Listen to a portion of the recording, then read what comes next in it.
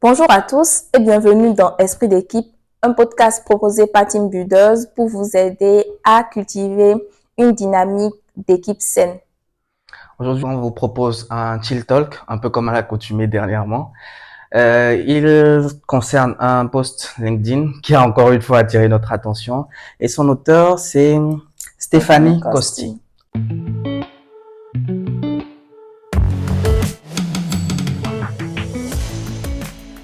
Je laisse Cédane le soin de nous lire le contenu du post. Alors, le post dit « C'est un signal d'alarme géant si vos employés démissionnent sans avoir trouvé un autre emploi. Cela pourrait signifier que votre lieu de travail est si toxique qu'ils sont prêts à risquer le chômage et leur stabilité financière pour s'en sortir. Voici pourquoi cela pourrait se produire. 1. Culture de travail toxique. 2. S'attendre à ce que les gens effectuent 10 tâches pour un seul salaire. 3. Aucune opportunité de croissance. 4. Manque de reconnaissance. 5. Leadership malsain. 6. Pas d'équilibre entre vie professionnelle et vie privée. 7. Attentes irréalistes. Et 8. Ils veulent essayer autre chose. Mon conseil, si vos employés partent sans emploi, il est temps de vous poser de sérieuses questions sur l'environnement que vous leur offrez. Alors, Emma, qu'est-ce que tu penses de ce post? Bon, pour moi, c'est un post qui est qui est cohérent avec tout ce qu'on dit généralement sur cette chaîne. C'est que l'environnement de travail doit être un lieu où on se sent bien. Étant donné qu'on passe énormément de temps dans cet environnement-là, c'est quasiment l'endroit où on passe le plus de temps. Oui, exactement. Quand on a un travail, on y passe plus de temps qu'avec sa famille, on y passe plus de temps qu'avec ses amis, ses enfants, ainsi de suite. Donc, si l'environnement dans lequel on passe le plus de temps, on n'est pas bien, ça pose un problème. Et quelque chose qui a attiré mon attention, c'est que vers la fin du post, l'auteur dit que si les entreprises se rendent compte que beaucoup d'employés partent sans avoir la garantie d'avoir un emploi ailleurs, ça devrait tirer la sonnette d'alarme. Donc moi, ça attire l'attention sur une chose. Il faut que les entreprises soient conscientes du fait que les employés partent pour cette raison-là. Enfin, pardon, partent dans ce contexte-là sans avoir la garantie d'avoir un emploi ailleurs. Et ça, c'est pas quelque chose que tu peux réaliser si tu n'es pas attentif à ton personnel. C'est quelque chose que tu ne peux pas savoir si tu ne fais pas attention aux raisons pour lesquelles un salarié s'en va. Mais non, mais en fait, quand tu dis ça, moi, je trouve que le manager, c'est vrai qu'il est, bon, généralement, ils disent que les RH sont là pour les intérêts de l'entreprise plutôt que celle des humains, même du capital humain.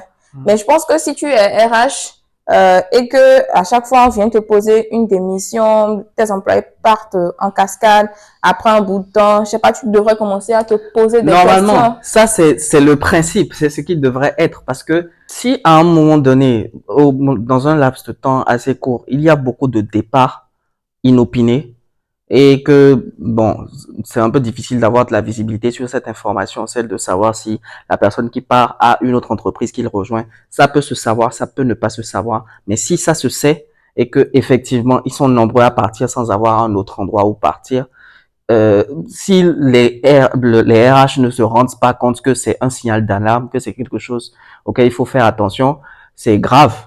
Ça veut dire qu'ils ne jouent simplement pas leur rôle. Ah, mais eux, ils sont là pour l'entreprise. Mais raison de plus, parce que si dans l'entreprise, si de l'entreprise les gens partent, les gens sont nombreux à partir Je suppose que pour eux, sans avoir de plan B. Je suppose que mais tu te questionnes. Mais si tu pars, c'est qu'on va recruter quelqu'un d'autre. Ça, c'est une réflexion qui ne prend pas en compte les coûts, les ressources à mettre en œuvre, les ressources à mobiliser pour embaucher quelqu'un de nouveau. Un processus de recrutement bien réalisé, c'est long. Parce qu'il faut chercher les candidats, il faut les étudier chacun, il faut avoir des critères. Et c'est de l'argent qu'il faut mettre sur la table. Et après, quand ils viennent, il faut prendre du temps pour les former. Voilà. Parce que c'est un temps qui est un peu perdu pour l'entreprise. Un peu perdu parce que le nouveau recruté n'est pas à plein régime. Il n'est pas pleinement efficace sur le moment parce qu'il doit s'habituer à la culture de l'entreprise. Oui. Il doit apprendre les codes de l'entreprise. Donc, il lui faut un minimum de 2, 3 mois pour se mettre dans le bain et commencer véritablement à travailler. Donc, c'est des coûts pour l'entreprise. Même si on oublie le volet bien-être des employés, c'est des coûts pour l'entreprise. C'est pas bon pour l'entreprise si on passe le temps à avoir du turnover élevé. C'est grave. C'est grave. Et j'aime bien que le poste ait énuméré certains points qui font que le l'environnement de l'entreprise n'est pas favorable à ce que les employés restent et se sentent heureux. Le premier point, Oui. c'est une culture de travail toxique. Bon, c'est un terme pour moi qui est assez vaste, hein. Comment toi tu définirais une culture de travail toxique? Bon, pas comment je définirais, je peux donner un exemple. Hmm. Par exemple, tu vas dans une entreprise où on te dit que oui, ici, c'est la famille, on est une Hmm. famille, il faut travailler comme la famille.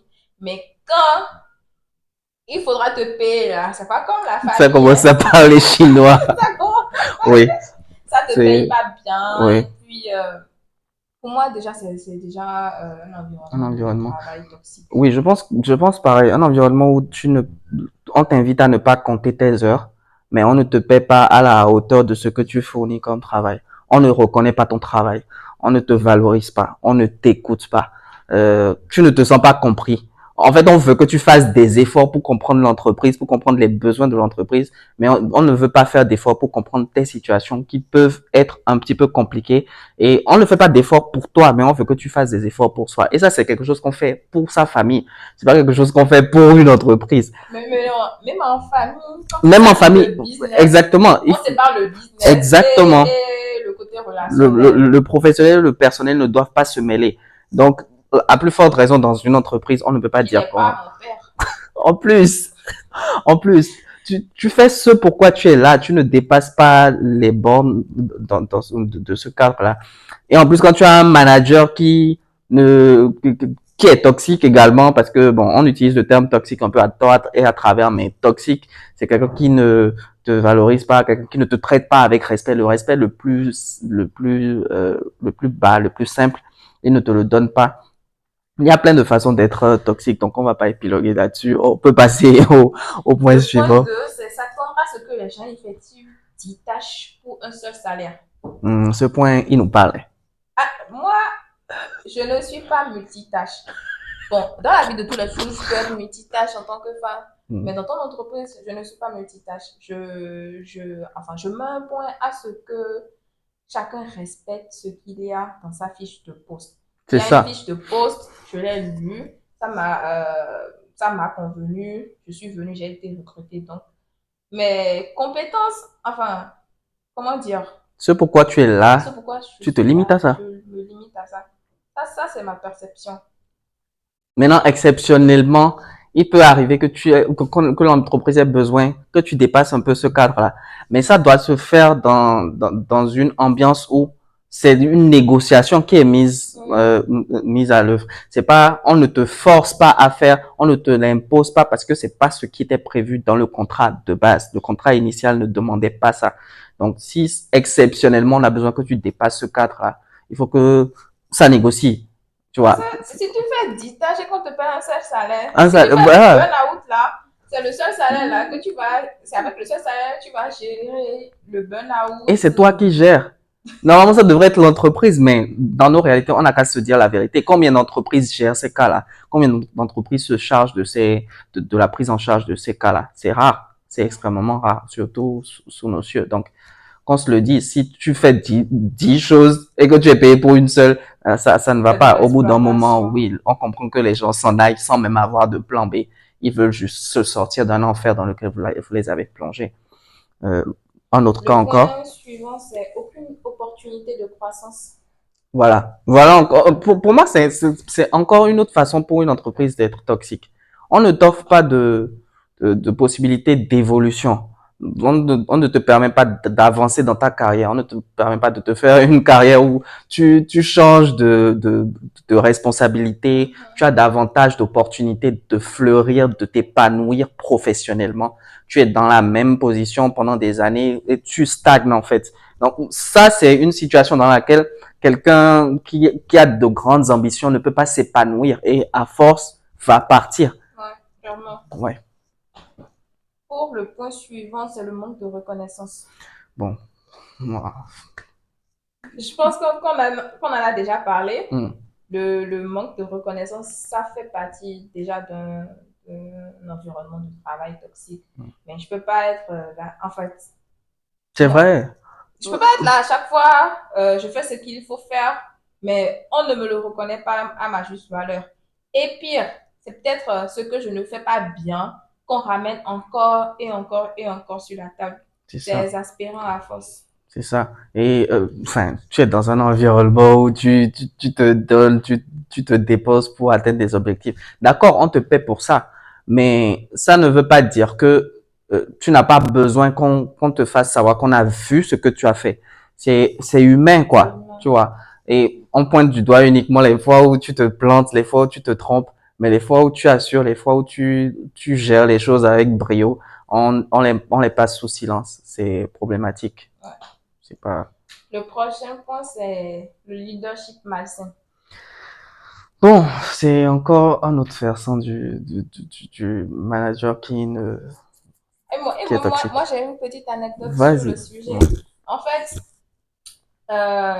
c'est un manager euh, et je profite pour vous dire, faites toujours un mail pour retracer vos conversations. Toutes les Toujours. conversations. Donc, Tout ce qui t'est demandé. avec mon boss, qui n'est plus mon boss actuellement, on a eu une discussion sur ce qu'il fallait faire. Mhm, Et d'après cette directive, j'ai fait ce qu'il fallait faire. mhm. Mais une fois en réunion, lorsque son second collaborateur, il n'a pas apprécié ce que j'ai fait selon les directives de Qui mon t'avait boss. été donné. Mhm.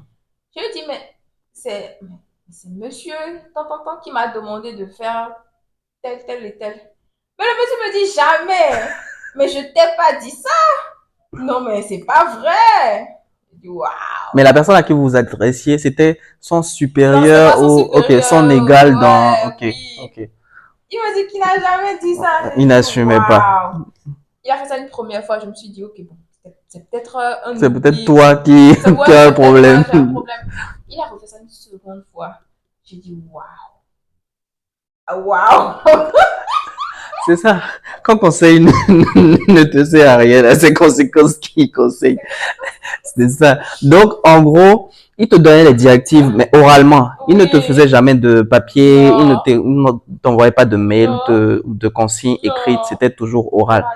Du coup, quand il fallait assumer derrière, c'était toi qui prenais et jamais lui. Ok. Mais est-ce qu'à un moment donné, tu t'es rendu compte qu'il fallait lui demander de te faire les consignes de façon écrite ou c'est toi tu es parti simplement, mais tu as retenu la leçon pour le futur? J'ai retenu la leçon pour le futur. Hmm. Du coup, Intéressant. le prochain point, c'est pas d'équilibre entre vie professionnelle et vie privée. Oui, on a parlé de ça tout à l'heure. Hein. Et moi, je reviens sur un point, c'est important pour moi. Hmm. Moi, quand je viens au boulot, je travaille. Dès que c'est la fin de l'heure, je pars. Enfin, je laisse tout le boulot. En fait, je laisse tout ce qui est lié au boulot Au là, boulot, quoi. au boulot, et je rentre. Je n'aime pas, une fois à la maison, qu'on me dise, ah, tu as tant à faire, mais on peut se voir demain le matin et discuter de ça vite fait avant de commencer notre journée. Je n'aime pas emmener ce qui est professionnel chez moi à la maison. Hmm. Pendant le week-end, si je ne travaille pas, c'est que je ne travaille pas. Ne me donnez pas de directive pendant le week-end. Parce que mon esprit, il n'est pas là. Donc, je ne vais pas le faire. Je vais pas le faire. On a eu 5 jours pour se voir, pour discuter. Qu'est-ce qu'on n'a pas pu faire en 5 jours? Ce sont les 2 jours de mon week-end là. C'est dans ces 2 jours-là, on va faire ce qu'on a à faire. Non, c'est pas possible. Faire la part des Faut savoir choses. faire la part des choses. Distinguer. Et déjà, si tu as une vie personnelle pas équilibrée en désordre, je pense que ça peut rejaillir sur ta vie professionnelle. Totalement. Donc, il faut vraiment laisser le temps et l'espace à ses employés. Oui, oui, totalement. Ça ne me surprend pas que ce soit une des raisons pour lesquelles les gens décident de partir sans même avoir de plan B, d'opportunité ailleurs sur le moment. Le prochain point, ce sont les attentes irréalistes. Oh, ça, on en a de tous les côtés, hein. Autant au niveau des salariés qu'au niveau des employeurs, Oui. hein, les managers. Euh, je sais pas. Est-ce qu'il faut épiloguer dessus? Tu veux expliciter un peu les attentes irréalistes? Peut-être des exemples? Ouais, bon, par exemple, mais je dirais, quand les managers demandent, enfin, donnent une grande tâche enfin, une grande part du travail aux employés sans leur donner les ressources qu'il faut. Oui. En fait, ils s'attendent à quoi? Je comprends pas. C'est la définition la plus élémentaire d'attente irréalisable, Vous savez déjà réaliste. que pour atteindre ce but, cet objectif, il faut tant, tant, tant et tant. Mais vous ne mettez pas tant, tant, tant et tant à la disposition de votre employé et vous lui demandez d'atteindre cet objectif. Mais il n'y a pas une baguette magique en fait. Mm. Et on ne dit pas que les contraintes n'existent pas. Bien sûr que les contraintes existent. On peut avoir des défis. Mais quand on dit que c'est irréaliste, c'est que c'est vraiment irréaliste, quoi. Et les ressources qu'il faut mettre à la disposition des employés pour atteindre la tâche, pour réaliser la tâche que vous leur demandez, il faut mettre un minimum de ces ressources-là à la disposition. Autant en termes de temps que d'argent, que de personnel, comment on appelle ça, de ressources humaines, toutes les ressources nécessaires pour atteindre l'objectif, il faut qu'un minimum soit assuré, sinon c'est juste pas possible. On peut faire avec les moyens du bord, mais Oui, à l'impossible, nul n'est tenu. exactement. Et moi, j'aimerais bien qu'on mette également en exergue les attentes irréalistes de la part des salariés, parce que certains salariés partent parce qu'ils ont des attentes irréalistes. Ils s'attendent à ce qu'on leur paie, par exemple, des millions, alors que la tâche ou le poste pour lequel ils sont là ne peut pas être payé aussi haut. Compte tenu des moyens de l'entreprise ou de la situation de crise que Ou traverse même du marché de l'entreprise, l'emploi. du marché de l'emploi, du contexte dans lequel on se trouve, il y a plein de paramètres à prendre en compte pour savoir que une entreprise ne nous traite pas mal. Donc, quand on met ces choses-là bout à bout, on se rend compte si oui ou non on est lésé. Et si oui, on est lésé, on peut partir. Mais si on n'est pas lésé et qu'on estime quand même qu'il faut être payé à des millions d'euros ou de dollars ou de francs CFA, là, ça devient problématique. On est dans un cas d'attente irréaliste et c'est pas surprenant que vous partiez parce que vous n'êtes pas ancré dans la réalité et que vous cherchiez des opportunités ailleurs, peut-être. Bon, ça s'explique plus ou moins, mais bon, est-ce que vous allez en trouver? Grosse question. Le dernier point, c'est qu'ils veulent essayer autre chose. Voilà, je pense que c'est le point où on peut le moins en vouloir à une partie, le moins en vouloir aux employés, le moins en vouloir euh, aux entreprises. Parce que si tu as envie d'aller vers d'autres horizons, si ton esprit n'est plus dans ce que tu fais, on ne peut pas te condamner Non, pour pour ça, ça. tu vois. À moins que ça ne respecte pas le contrat que tu as signé au départ, qui est de te consacrer à l'entreprise, faire en sorte qu'elle grandisse et que vous fleurissiez ensemble dans un laps de temps, dans une période de temps donnée, et que dans cette période de temps, toi, tu te dis que bon, moi j'ai envie de faire autre chose et que tu rends le contrat, ça c'est autre chose. Mais en général, si un humain a envie de faire quelque chose de différent, une carrière différente, aller dans un pays différent. Bref, si la personne a d'autres ambitions, on ne peut pas Lui en lui en vouloir pour vouloir. ça. On ne peut pas le retenir non plus. On ne peut pas la retenir. Voilà, on a fait le tour. Donc, poste intéressant pour toi? Plutôt oui. Ok. Pareil, j'aime bien le poste en entier. C'est assez intéressant, assez. Alors, on a fait le tour, je pense. Vous nous dites ce que vous en pensez. Est-ce que ça vous mettrait la puce à l'oreille que beaucoup de personnes vous quittent sans même savoir ce qu'elles vont faire ensuite? Est-ce que ça ne vous ferait pas tilt? Est-ce que vous ne vous inquiéterez pas? Est-ce que vous ne vous poseriez pas des questions quant à votre management et l'environnement dans lequel vous les mettez? Voilà. Est-ce que vous avez déjà eu des occasions comme ça? Enfin, des expériences comme ça en tant que salarié? Euh, voilà. Likez? partagez, Mm. abonnez-vous surtout. Et d'ici là, Gardez gardez votre votre esprit esprit d'équipe. d'équipe. Bye bye.